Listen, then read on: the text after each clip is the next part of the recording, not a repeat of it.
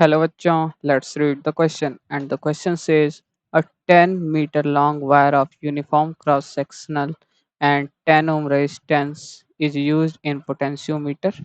The wire is connected in series with a battery of 4 volt along with a external resistance of 290 ohm. If an unknown EMF E is balanced at 6 meter length of the wire, calculate potential gradient of potentiometer wire.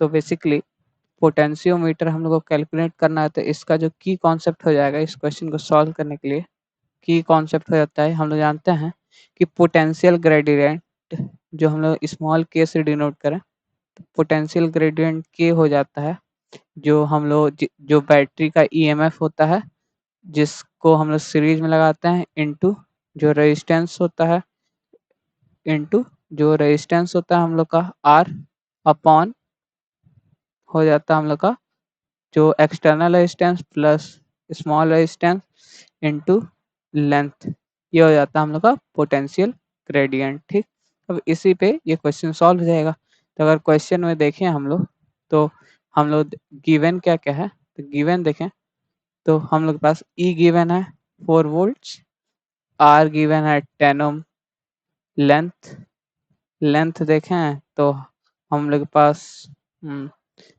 अगर capital R देखें जो external resistance है वो 290 है, और उसके बाद से अगर हम लोग देखें सॉरी ये यहाँ पे लेंथ नीचे मल्टीप्लाई में रहता है, ये यहाँ गलत लिख दिया मैंने, ये इनटू यहाँ पे एल रहता है, और जो लेंथ होगा वो अगर हम लोग देखें तो हम लोग के पास 10 मीटर लॉन्ग दिया है, तो जो एल दिया है वो 10 मीटर दिया हो। ठीक, तो अगर हम लोग देखें पोटेंशियल ग्रेडियंट के निकालें तो हो जाएगा ई मतलब 4 इंटू 10 अपॉन आर प्लस मतलब कि 290 प्लस 10 इंटू एल, लेंथ भी 10 है। ठीक, तो अगर देखें हम लोग तो ये क्या होगा, ये 10 से 10 कैंसिल हो जाएगा, सिंपली तो हो जाएगा 4/300। तो इसको देखें तो ये 4 7 जा और ये 5 मतलब कि 75,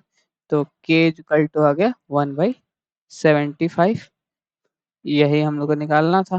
ठीक, ये के इक्वल टू 1/75 वोल्ट पर मीटर, ये हो जाएगा पोटेंशियल ग्रेडियंट। ठीक, तो हम लोग का so the final answer is potential gradient is 1/75 volt per meter.